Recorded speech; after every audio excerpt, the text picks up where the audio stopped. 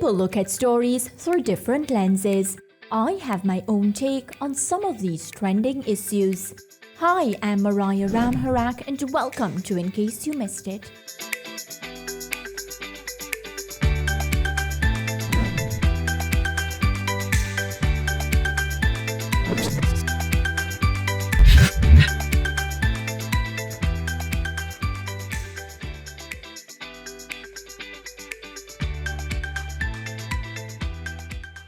Hello and welcome to this week's episode of In Case You Missed It on SportsMax and CEEN TV. Well, today's guest, he played cricket for South Australia for a decade.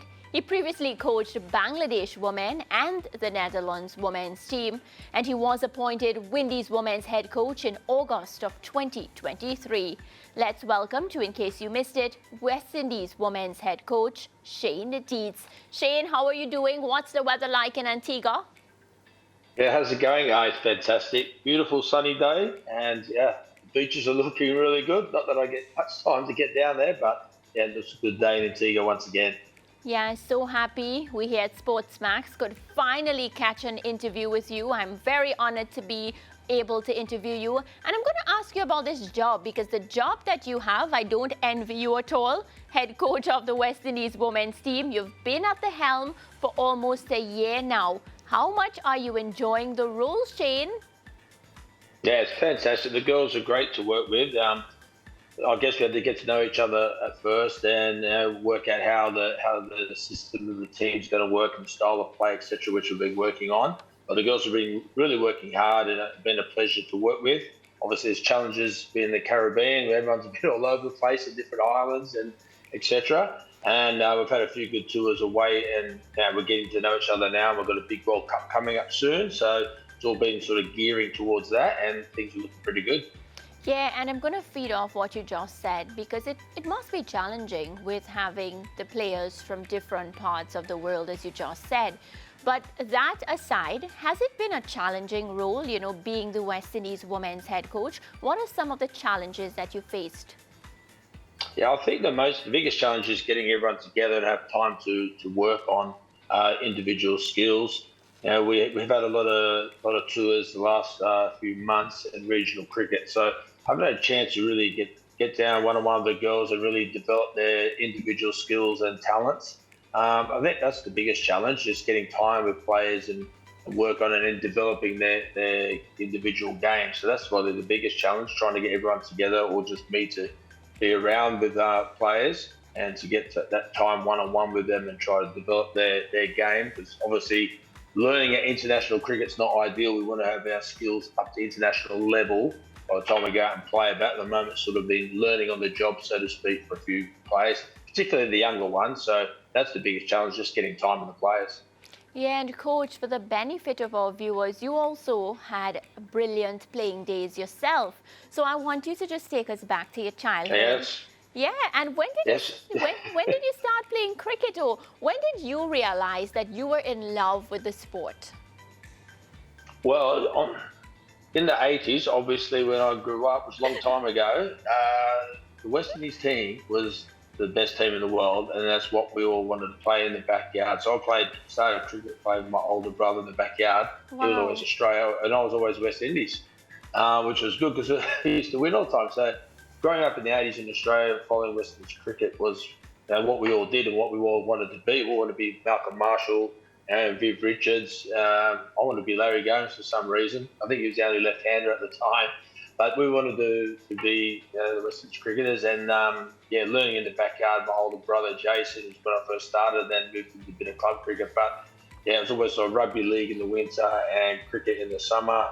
That's just the way of life it was in Australia in those days, and fell in love with the game and lucky to take me all around the world and back to where it sort of began, I guess, with being involved with West Indies cricket, which is a great honour to be here. Yeah, and coach, with that answer, I can't help but ask you, so you got to see West Indies in the winning days, and that must be a blessing. I always say I wish I had that opportunity to see it live. But now that, West Indies has not been performing up to par, and I'm talking about the men because I'm sure in your days you were looking at the men and supporting them, and of course they were heroes, idols to look up to you. Are you a bit disappointed in the state of West Indies cricket now? Well, I thought the World Cup, some have been close to them, I guess, since I've moved here. The guys were brilliant in this last World Cup, and there's so much talent, and the coach Aaron Sammy did a wonderful job with them, and I thought they were pretty unlucky not to go all the way. So that's a pleasing thing to see, the men's, particularly white ball cricket, going really well. They had a good tour of Australia last year, some good performances in the Test match as well. So I think things are looking up and up. The last probably decade or so, I haven't followed it that closely. But so I think now there's been a turning point. There's a lot of good structures in place. Watched a bit of the first class cricket season, and the standard was pretty good. And I think it's all on up and up for the men's cricket, and we're definitely supporting them. The girls are always following them when we're on tour, so they're right behind the team. So hopefully they can get some success in the near future. Yeah, for sure. Always rallying around the West Indies. Coach, one of the questions I always ask a player that has turned coach is, are you able to transfer the skills or the lessons you learned as a player into your coaching jobs? Have you? Yeah, it's very different though, and obviously it took a bit of time. My first job was in New Zealand cricket, involved with Wellington first class team and New Zealand under-19s, New Zealand A tours. And that took a while for going from being a player into being a coach. It's not all about you, it's about them. And also the game has changed so much from when I played, and then obviously in the 90s and 2000s, there was no T20 cricket, which is the dominant format now. So the game's evolved a lot. So it's not about so much what I did or what I did as a player. There's a few things I can draw from, but it's about getting the players ready to play the modern game, and probably even be ahead of the modern game, be the next big thing or the next innovation to international cricket. So there's things you can draw from experience, particularly being out in the middle in a pressure situation, but really evolve with tactics and techniques. It's all changed so much. So it's about learning as a coach and being able to deliver messages to players. It's probably the thing you have to learn most from that transition from player to coach. So, and everyone's different, and each women's team's different, each men's team's different, all individuals are different. So you've got to find the way to get that message across to individuals and to a team, and get the team to gel together. So there's so many things involved with that. But that's the challenge, and every day is a different day. That's why I love the job. Yeah, really, really important. And Coach, being from Australia, did you ever feel as if there was any sort of barrier or communication barrier for you to get through to the ladies, or was it, easy for you? Compared to some of the other places I've been where English is not spoken, it was a lot easier. In Bangladesh, I remember doing some presentations to the team, and I thought they went really, really well. It took me about an hour and a half. And then one of the players said, "We don't understand one word you say, coach." So this is a lot easier. At least everyone understands what I say. Yeah. A few of the Caribbean accents I'm not quite up to speed with yet. I have to ask players to slow down and speak a bit easier for me. But generally, everyone's on the same page, and a lot of girls have played a lot cricket around the world now. And we're all finding our way of working out how we're going to communicate and how the team trains, what's expected of each other, our KPIs, all those sorts of things that are sort of coming together now, and we're all getting on the same page. So it's starting to work out really well. Right, and let's talk about the women now, zone in a bit on them. They just concluded their tour of Sri Lanka, and the Windies women, they won the T20I series, but they lost the ODI. Now that it's done and dusted, what are some of your thoughts on, what went wrong, maybe what went right? Yeah, not many things went right in the ODIs, to be honest. Our prep, we got to Sri Lanka a bit earlier, but we had lots of rain, lots of illness, injuries, a lot of things just weren't going well. With any tour, you want to get a good start and get a good bit of momentum. And we sort of just behind the 8 ball in the first game, and they had a lot of momentum, and we just really couldn't drag that back. So once the format changed to T20 cricket, it was a good chance for us to sort of regroup, reassess, and then really attack the T20 game, because we were pretty much on the back foot in those ODIs, and the games come thick and fast. It was really hard to regroup and get everything working together to get on the front foot again and get some momentum.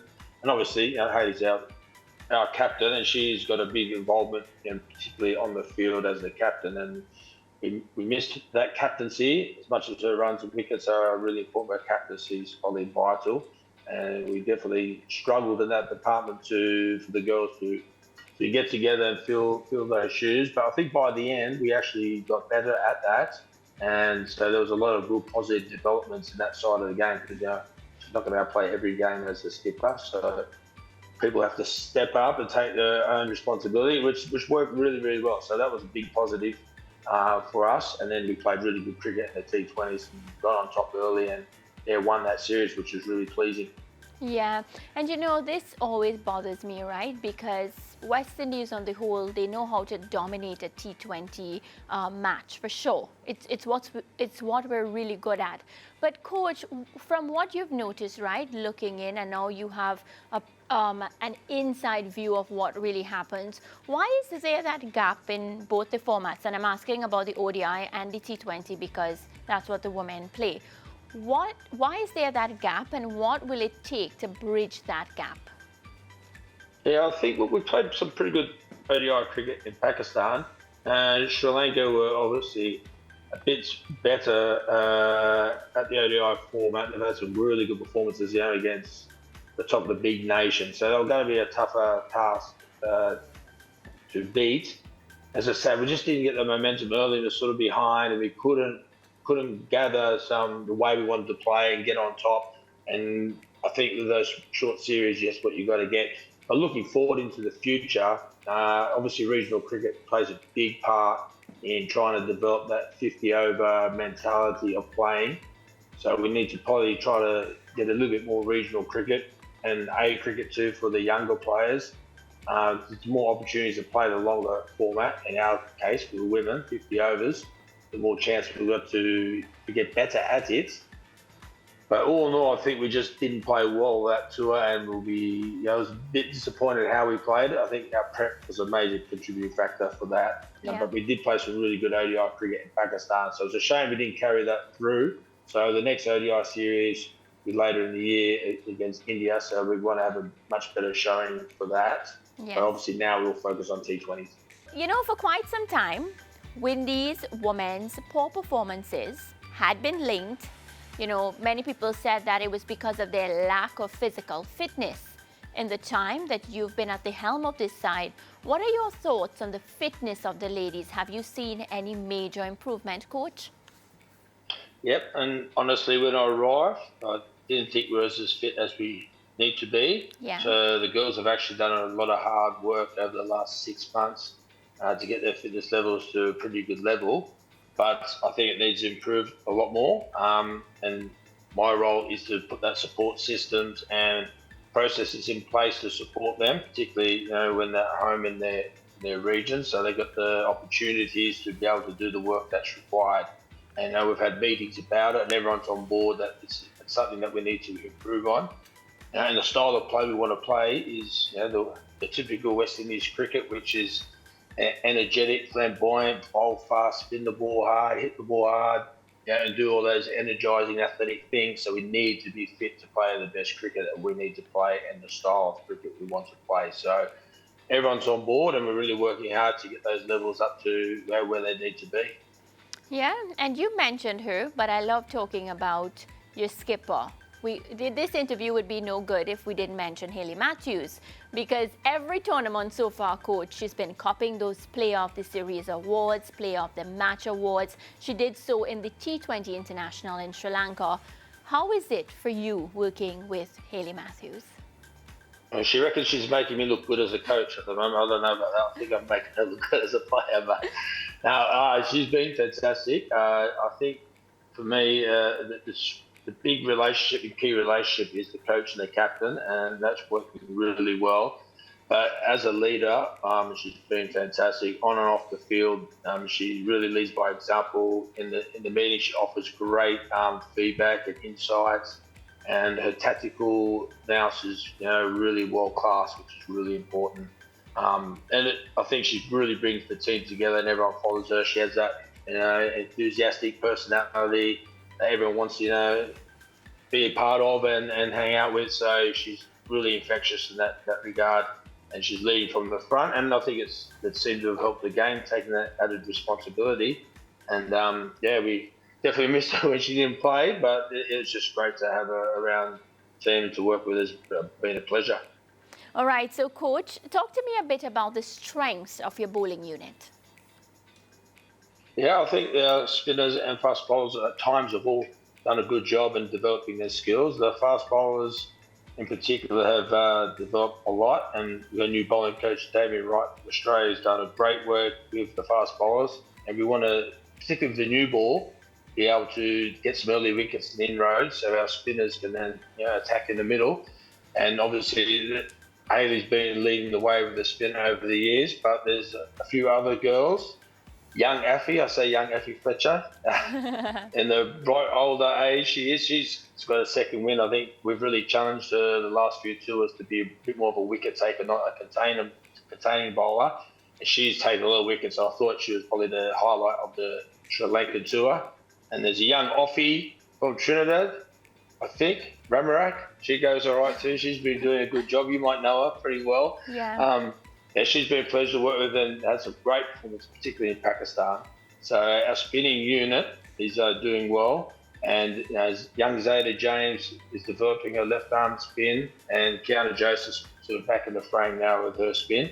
Stephanie Taylor's even got her bowling boots back out. So I think our spin options are really good for the subcontinent, particularly at this World Cup. And our fast bowlers have probably really stepped up their game a lot and their fitness and their tactics. So our bowling unit's probably our key at the moment.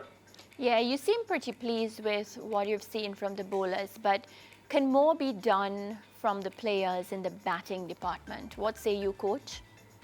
Yeah, batting's probably an area where we've struggled a little bit and we need to improve on.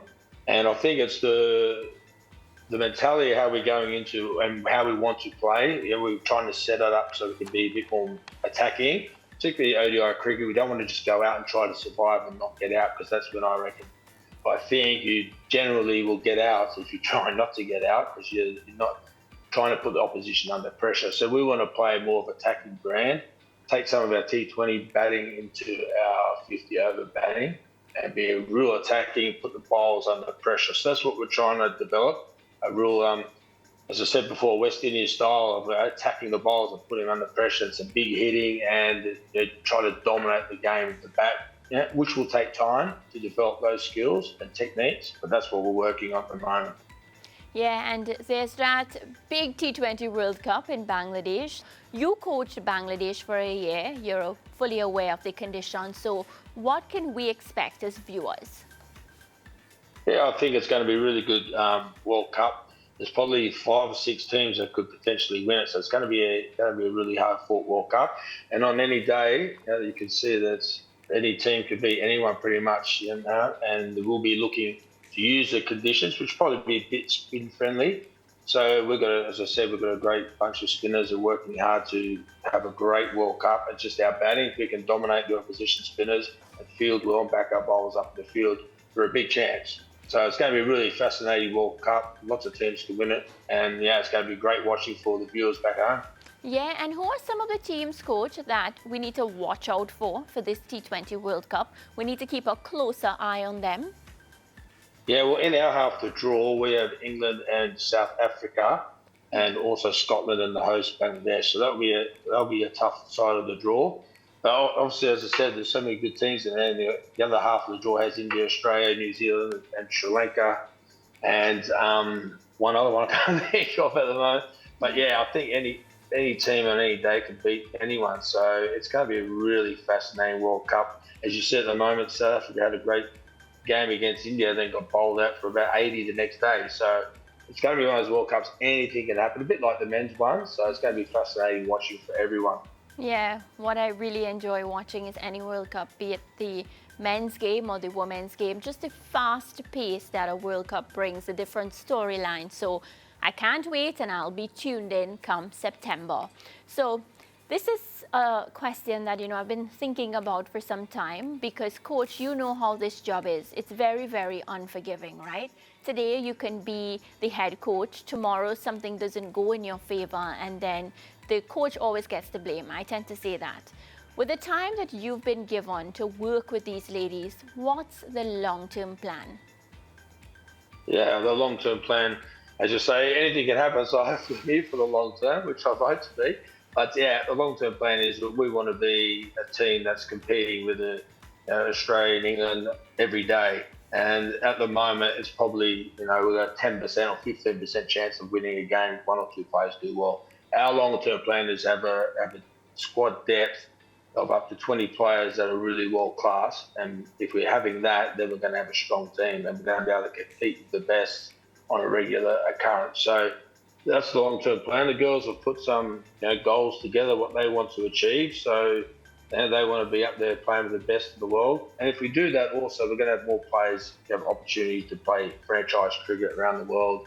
And it's a good lifestyle for the girls these days to play cricket around the world and make a good living out of it. So that's why that's part of being cricket, making a good living, supporting your family and travelling the world and enjoying what is a short career as an athlete. So these are the long-term plans, and it'd be great to see more girls have opportunities in the Big Bash and the 100, etc., the WPL, and that's what we're working towards. And as a team, we're winning World Cups, we're getting into finals regularly, and we're going to be a force to reckon with, and all the players will have obviously much more individual success in that franchise cricket around the world and fly the flag for cricket in the West Indies for women. Yeah, so important that, we get back that fear factor, that when other teams hear West Indies, they of course shiver and realize that it's not going to be an easy feat to defeat the West Indies. Yeah. So Coach, the last time I remember when you now got to the Caribbean, the women's CPL was just getting started. That's here again, it's fast approaching. What are your thoughts on franchise competitions, and do you think they help or they hurt the game? No, I think they're a massive plus, particularly having one here in the Caribbean. It was really good last year to watch our players being involved there with some of the best players in the world. But I'll put a challenge to our players that, we want our players, our West Indies girls, to be the dominant force in the team, not just leave it up to the overseas players.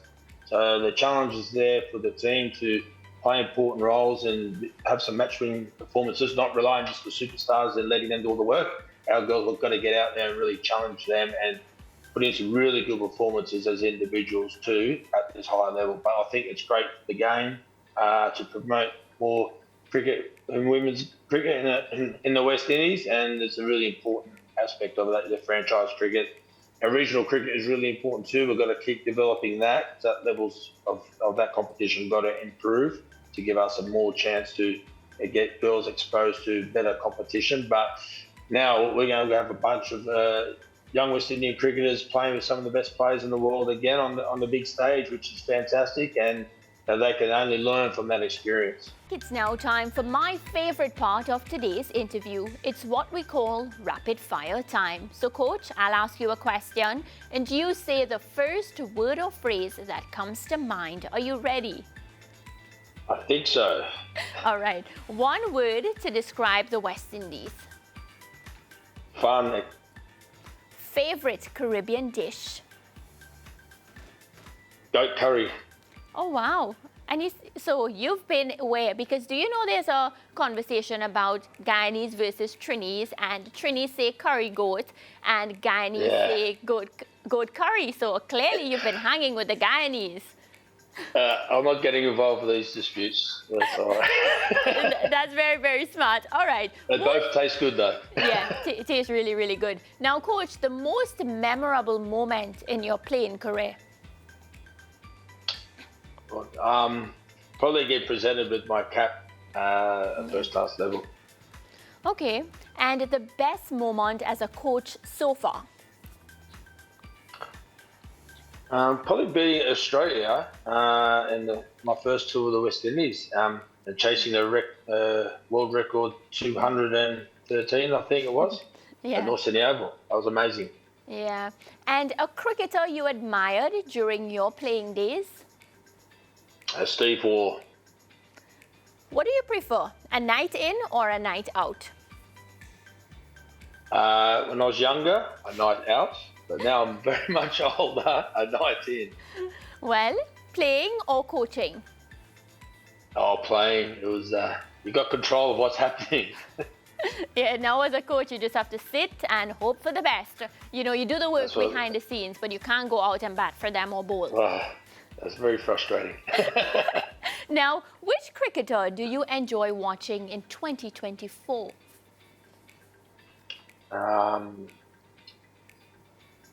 I think, well, let's look at the Men's World Cup. Yeah. Recently, not this one. The 58 World Cup was Glenn Maxwell's batting when he made that 200 against Afghanistan. That was unbelievable watching that. Top stuff. I enjoyed that as well, Coach, so I totally understand what you're talking about. Now, this question.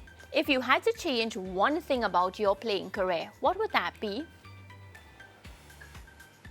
Make a lot more runs. So I didn't make enough runs to get selected in Team 85. So make more runs. Yeah, understand. Now, what would it mean to you to win a World Cup with the West Indies women's team? It just means a lot of hard work's paid off, and more so be happy for the girls to be able to live a dream and win a World Cup. It'd be amazing just to see their faces and see their celebration afterwards. Pretty impressive too, I would have thought. Just to see them smile and be knowing that all the hard work's paid off. So that's why we do the job. Yeah. Well, let's now head across the social media to see what they've been saying about you and your team. Let's see.